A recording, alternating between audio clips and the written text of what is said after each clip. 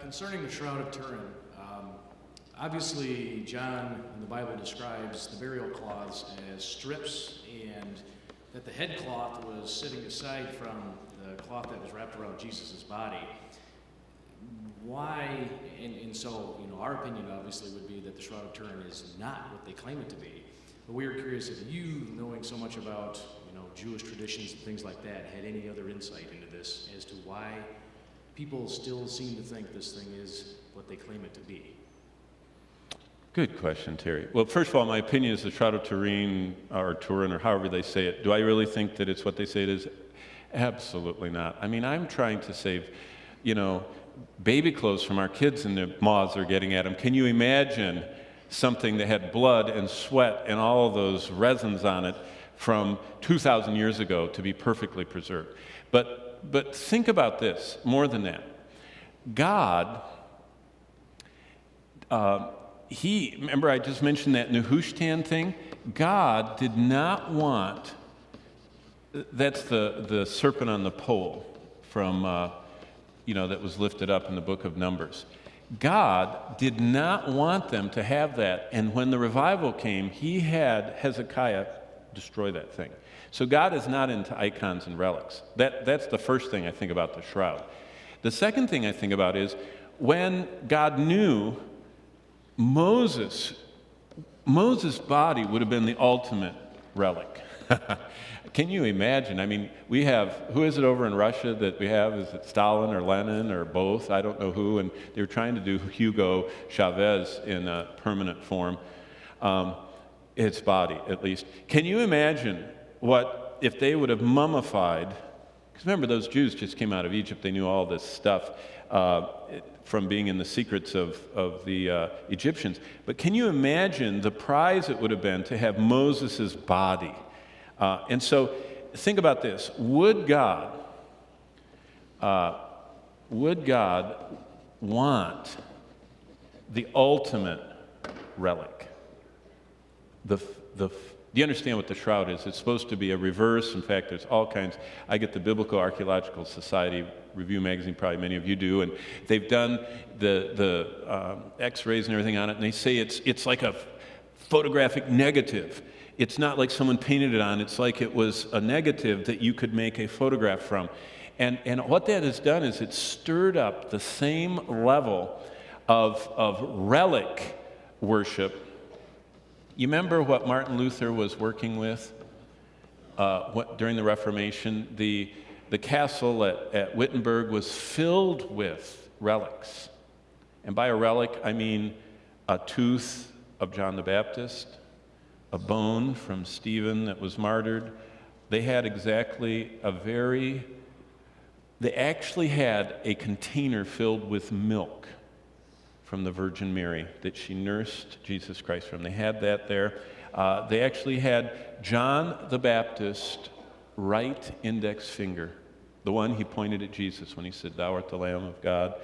Those are called relics. And what they did to people is people began to worship them. So to your question, if you want my opinion on the shroud, absolutely not. I mean, absolutely not. I mean, it's impossible to think that could have survived. For this reason, did you know we don't even know exactly where Jesus was buried? Now we've got Gordon's Calvary, we've got the Church of the Holy Sepulchre. Do you know why we don't know where Jesus was buried? Nobody revered it. You understand, if you took your child to the emergency room on a trip somewhere and they had been riding a bike in the campground, run over by a car, and you went to the emergency room and they patched him up and they walked out of there, would you go back every year to the emergency room? No, you got your child back. Now, maybe if they died in the accident, you'd go back and, somberly think of the emergency room where they died, and you would meditate on it and thank the Lord for His mercy. If they came out of the emergency room, do you even remember all the places you've taken your children over there? You understand what I mean? They did not, the early church did not revere the burial place of Christ. They did not go back to it enough in the first century for us to even be sure where it was. So do you think that they would revere a bloody rag when they had Christ? You understand what I mean? I mean, see, to understand where the shroud comes from, the shroud is part of medieval Romanism. This idea, Romanism is, and with this new pope, I mean, he's touching. He's touching to me. I mean, how many popes are humble or appear to be? How many popes kiss Muslim, prisoner, incarcerated women's feet, washing them and weeping over them? Not very many. But it doesn't matter what he's doing, it's what he believes. And the Shroud of Turin is a product of Romanism. And Romanism seeks at every level to materialize the spiritual. The Mass is to materialize. What do I mean by materialize? It's kind of like these new 3D printers, you know? You can have an idea and you can make it. And it's no longer immaterial. Materialize the spiritual. So what you do is, in Romanism, God says, for by grace are you saved through faith, and we are justified freely by his grace. And you get all these spiritual terms.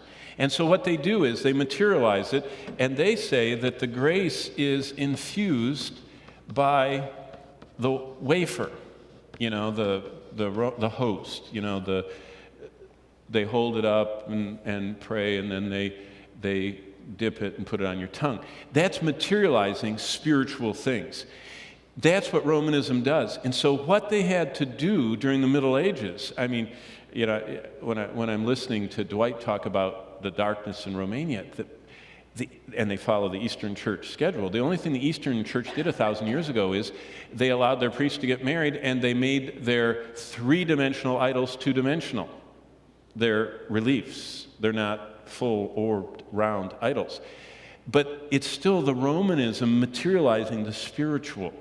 And so when you get this shroud, it's people feeling that some cloth would carry some spiritual power. God hates the adoration of things rather than of him. That's what idolatry is all about. God resisted. So with the brazen serpent, the serpent on the pole was supposed to be an illustration of salvation. It wasn't supposed to be a means to salvation. It was an illustration that if you obeyed God, do you remember Jesus uses it? For as the serpent was lifted up, that's what this thing was. It was the serpent lifted up. And Jesus said in John 3, as the serpent was lifted up in the wilderness, even so the Son of Man must be lifted up, that whoever believed on that serpent in the wilderness was saved, and so if you believe on me, you'll be saved. It wasn't that we're supposed to worship the cross. And so what else do they have in Wittenberg? They actually had a piece of the cross, and not just one. In fact, in Martin Luther's time, he cataloged it. That's why he got in so much trouble on Reformation Day when he did his theses. Did you know he calculated they had enough pieces of the cross to build a small structure, like a house? He cataloged all of the pieces in all of the church, of the Roman Catholic churches, of the cross. I mean, some of them have a piece this big, some of them they have like 2/3 of the arm piece, and he added up all of those, and he said you could actually build a small building. So they're not all pieces of the cross. It's this materializing the spiritual. So God says, don't associate material things with salvation, that you're going to get some kind of a spiritual benefit out of an object. Definitely don't, try and preserve the body. And that's what the shroud is. The shroud is supposedly an exact, almost like a 3D deal, of Christ. And it's very revered by man, not God. And finally, would God allow what they say, if you read the physics of this, they say that it was a almost radioactive, explosive energy burst that put a reverse image, kind of like in a photograph, onto that cloth in such a power burst that it imprinted it in a three-dimensional way within the fabric of this shroud. Do you think the God of the universe who knows all things, would even want that. So if there really is any power in the shroud, it's probably going to be used by the devil. You understand that? This new pope, and I don't want to criticize him, but in his opening statements, he prays to Mary, he invokes Joseph, and he doesn't mention Jesus Christ. Interesting. He's a Jesuit. Jesuits are the most Catholic of the Catholics. That means if anybody believes Romanism's doctrine of infused grace, he does. And so we have to be cautious to measure what someone says against what their doctrine is.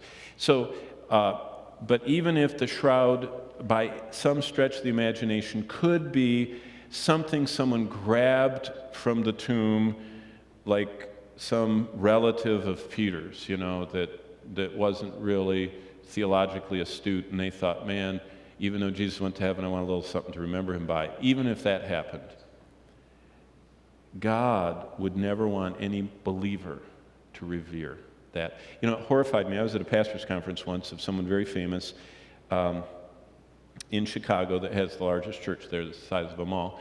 And he said that when he prays, he likes to put objects. He gets on his knees and he likes to put an object. Now, this was 10 years ago. He probably doesn't do it anymore. But he puts an object there, like he says he puts a crown of thorns, or he puts a picture of Jesus. And he said it really helps him to pray better. God says in John 4 that God is a spirit, and those that worship him do not worship him with icons and relics and images and holy hardware and pictures of Jesus that we don't even have a physical description of what Jesus looks like other than Revelation 1. Nothing. We don't know what color his hair was, how big his nose was. You understand what I mean? If God was into worshiping images, he would have given us a lot more. He's not. God wants us to worship in spirit and in truth. And the truth is what his word has said, and the spirit is that it's not physically bound. We have to be careful. I remember when I pastored many years ago in New England, I came for I don't know how I missed this, but I came for my candidating Sunday, and I came up to the pulpit, and this was a historic 165-year-old church, and I went like this. I had never seen it before. There was a 30-foot high picture of Christ kneeling in the garden. It was probably a Michelangelo or something. It was a very wealthy church, and I thought, where did that come from? And they said, oh, that's been here for 150 years. It's an aid to our worship. And I said, how is it an aid to your worship? And they said, well, when the sermon's boring, they can at least look at Jesus, And some of you, it's been a long Easter dinner thing. But what they were saying is it helped them focus on Christ. They had this gargantuan 25-foot and high and 10-foot wide picture of Jesus, and the people actually would come over during the week, and people would actually sit in the pews and just gaze at that, and they wanted organ music playing, and they kind of meditated and prayed. Did you know that is not a positive thing? And so, back to the shroud, I don't know if I've said enough, but no, I don't think it's real. Did I say it, Terry, enough times? Absolutely, wonderfully. But it is the laws of physics and everything else. There's something funny going on there that either someone made kind of a, what was the guy that used to write backwards? Leonardo. Leonardo, who was a genius. I could see someone of his caliber figuring out how to do something backward and do a flash and all that. But I don't think God did it.